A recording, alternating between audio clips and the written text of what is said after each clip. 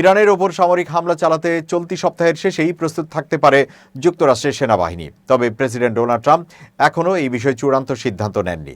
বিষয়টি সিএনএনকে জানিয়েছেন সংশ্লিষ্ট একাধিক সূত্রগুলো জানায়, হোয়াইট হাউসকে জানানো হয়েছে মধ্যপ্রাচ্যে সাম্প্রতিক দিনগুলোতে বিমান ও নৌশক্তির বড় ধরনের সমাবেশের পর সপ্তাহান্ত নাগাদ হামলার জন্য প্রস্তুত থাকতে পারে মার্কিন সামরিক বাহিনী। তবে ট্রাম্প ব্যক্তিগতভাবে হামলার পক্ষে ও বিপক্ষে দুই ধরনের যুক্তি বিবেচনা করছেন। তিনি উপদেষ্টা ও মিত্রদের মতামত নিচ্ছেন।